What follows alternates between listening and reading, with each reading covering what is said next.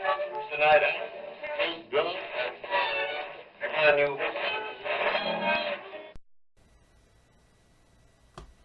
Hey there, YouTube. SkepticalRoot. Just finished the third and final 2016 presidential debate between Hillary Clinton and Donald Trump. My take on the debate. Trump did much better this time than he did last time. He was much less defensive and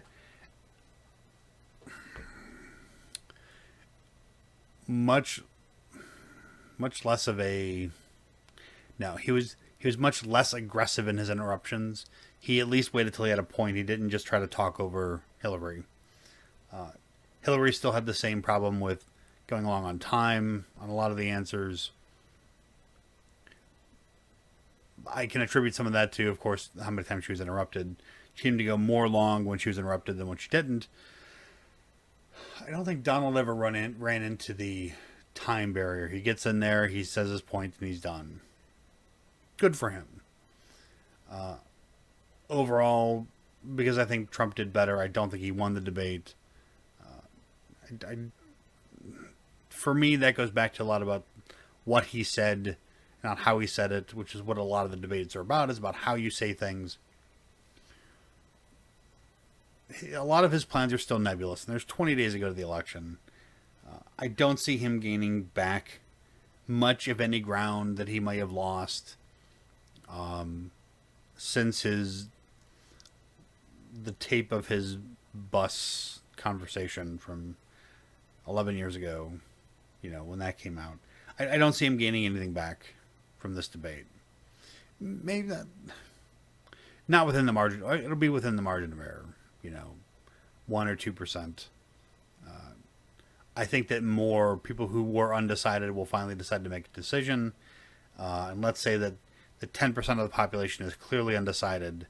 It's entirely possible that half of those people may finally be comfortable making a decision, even if they're not willing to tell us about it by putting up signs in their yard.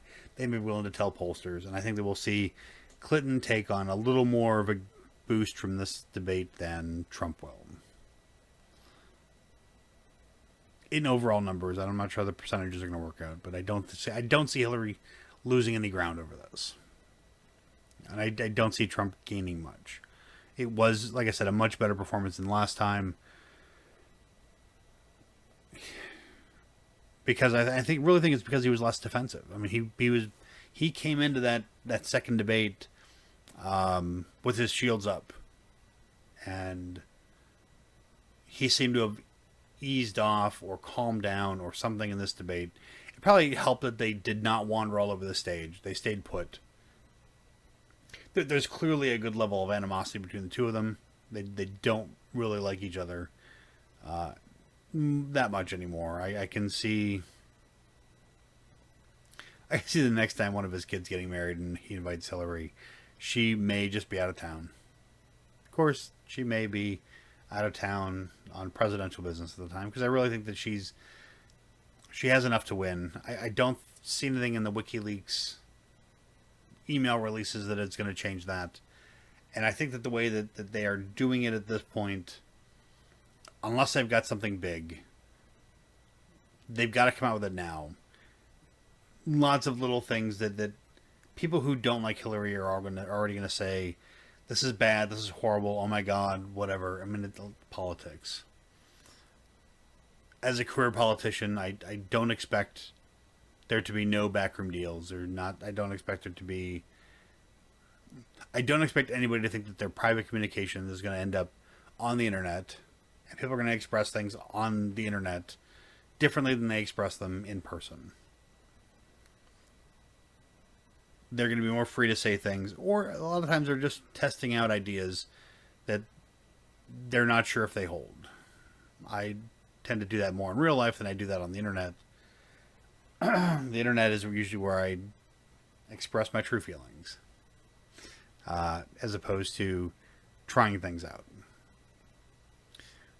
Be that as it may, I think that if there is something in there, all these little death by 1,000 paper cuts kind of release of the emails, is only going to desensitize people to there being something really bad in there. We literally have weeks and weeks now of email releases with essentially nothing in them, and people trying to get upset about certain things or other things, and it just isn't going anywhere. I really think that if there's a bombshell, and if Julian Assange and WikiLeaks really wants to influence this election at all, they need to drop their bombshell sooner than later. I think Hillary's probably going to... Hillary, I think at this point in the election cycle, now that she won't have to face Trump face-to-face again, it might go a little more negative in her advertising, or she might allow her... She might ask her super PACs to do that a little more, step up their ads while she acts more presidential on camera. Which I think would be the smart move for her. But then again, I think the smart move for her would have been to have a more liberal vice presidential pick than Tim Kaine. She should have had somebody more Elizabeth Warren or Bernie Sanders-esque. Someone more left of her as a VP to bring in those left-wingers. If you're looking at that's actually my left hand. In case you rang. Bring in more of the left-hand people instead of the...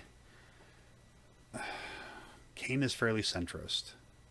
He's so center that he may be center-right in some things. He's still Democrat, but he's not riding the crest of the wave.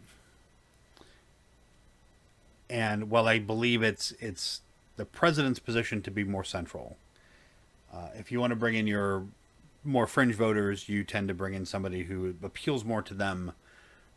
Perfect examples would be like Clinton, Gore. You look at Bush, Cheney. Bush was fairly central, but Cheney was far more right and brought in the more radicals. Granted, Cheney was more in charge than most vice presidents, but like I said, Clinton, Gore. You look at Obama, Biden. Biden is the more left, person in that relationship, where Obama, even though he's the black guy, is more in the middle. He's very central, probably even a little center right. Like, he's right around where Tim Kaine is. I mean, Clinton is center left, no matter what some people think. She is center left. She's not as progressive, but if she wanted to bring in more progressive, she should have brought in somebody who is more left than her to unify the ticket. Didn't do that. Trump made the better choice with Pence going with the very mainstream normal guy who fits right in with the Republican establishment, to bring those people into his fold, thinking, well, if this is who he wants to run with, maybe he's not as bad. Where Trump doesn't have to run solely on the blood of the alt-right. He can run on some regular conservative Republicans. But that's my take. The debate's over. I think Clinton edged it out. But then again, I'm probably biased because I listening to her answers, they make more sense to me, and they are more the things I want to hear than what comes out of Trump's mouth. But Trump, generally speaking, is weak on policy. He's soft on his positions, unless they're vague and nebulous, like building the wall. So that's it. I'm going to cut this off before it gets over to 10 minutes. It's over 9 now. So thanks for watching. Like, comment, share, subscribe. Share the video with others. And goodbye and hello, as always. If it doesn't...